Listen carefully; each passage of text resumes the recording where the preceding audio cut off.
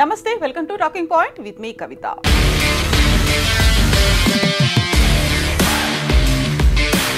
Busy లైఫ్లో ఏమాత్రం gap దొరికినా కొందరు ఎంజాయ్ చేయడానికి టూరిస్ట్ ప్లేస్లకి, అడ్వెంచరస్ రైడ్లకి వెళ్తుంటారు. వీలుని బట్టి దగ్గర ప్లేసెస్కి వెళ్ళాలా, లేకుంటే ఫుల్ ఎక్సైట్మెంట్ కావాలంటే దూరం వెళ్ళాలా అనుకుంటూ ప్లాన్ చేసుకుంటూ ఉంటారు.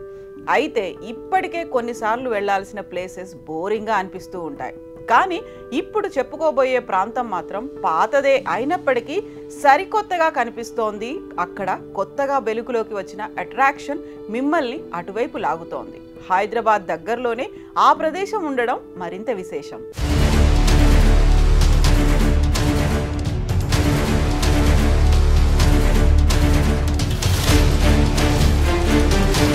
నాగార్జున సాగర్ ప్రాజెక్ట్. ఈ టూరిస్ట్ ప్లేస్ గురించి ఎవరికి పెద్దగా పరిచయం చేయాల్సిన అవసరం లేదు. కానీ అక్కడ కొన్ని ద్వీపాలు ఇప్పుడు స్పెషల్ అట్రాక్షన్గా మారాయి.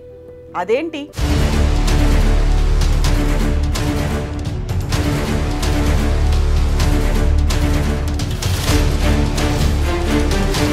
నాగార్జున సాగర్ బ్యాక్ వాటర్ తగ్గడంతో కొన్ని ఐలాండ్స్ బయటపడ్డాయి.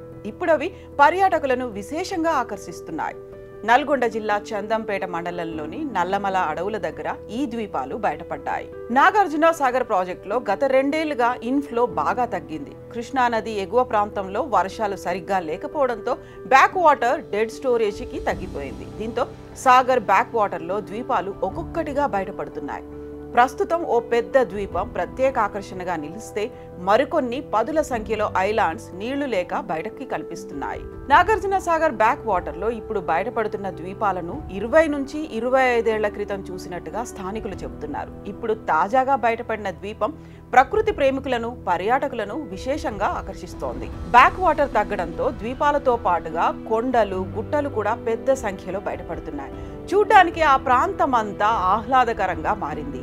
ఆ ద్వీపాలను, ప్రదేశాలను చూస్తున్న వారు ఆశ్చర్యానికి గురవుతున్నారు. ఎప్పుడూ నీటిలో ఉండే ఆ ప్రాంతాలు బయటపడడంతో ఆ దృశ్యాలన్నీ సామాజిక మాధ్యమాల్లో వైరల్ అవుతున్నాయి. అయితే సాగర్ పూర్తి స్థాయి గరిష్ట నీటి మట్టానికి చేరుకుంటే ఈ ఐలాండ్స్ అన్ని నీటిలో మునిగిపోతాయి. నాగార్జున సాగర్ ప్రాజెక్ట్ ప్రపంచంలోని అతిపెద్ద కృత్రిమ సరస్సు ప్రాంతంగా ప్రత్యేక గుర్తింపును సంపాదించుకుంది. 26 గేట్లతో నాగార్జున సాగర్ ప్రాజెక్ట్ ఇక్కడికొచ్చే పర్యాటకులను ఎంతగానో ఆకర్షిస్తుంది. ఎటు చూసినా పచ్చని కొండల మధ్యలో పరవళ్లు తొక్కుతున్న కృష్ణమ్మ ప్రవాహం, నదీ జలాల మీదుగా తేలి వచ్చే చల్లని పిల్లగాలులు, నిశ్శబ్ద ప్రకృతిలో నాగార్జున సాగర్ శ్రీశైలం ప్రయాణంలో ఎన్నో మధురానుభూతుల సమ్మేళనం.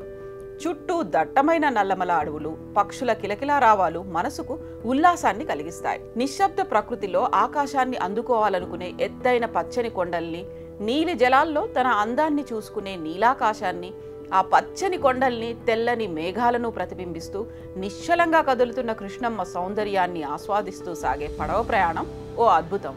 మధ్యలో పచ్చని ద్వీపాలు కనువిందు చేస్తాయి.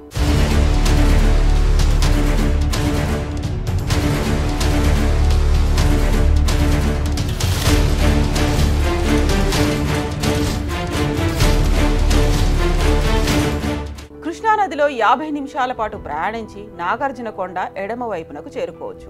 దీన్నే నందికొండ అంటారు. ఏటా ఇక్కడికి చేరుకునేందుకు పర్యాటకులు ఆసక్తి కనబరుస్తారు. బౌద్ధాన్ని ప్రపంచానికి పరిచయం చేసి నందికొండలో ఒక విశ్వవిద్యాలయాన్ని స్థాపించి ఆయుర్వేద వైద్యంతో చరిత్ర సృష్టించిన ఆచార్య నాగార్జునుడు నడయాడిన నేల అది.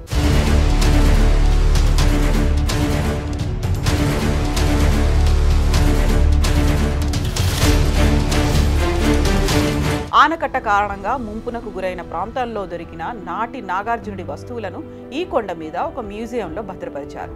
చుట్టూ నల్లమల కొండలు, వాటి మధ్యలో కృష్ణమ్మ ఒడిలో ప్రయాణం ఎంతో ఆహ్లాదాన్నిస్తుంది. సాయంత్రం కృష్ణానది మీదుగా మెల్లగా కిందకు దిగుతున్న సూర్యబింబాన్ని చూసేందుకు 2 కళ్ళు చాలవు.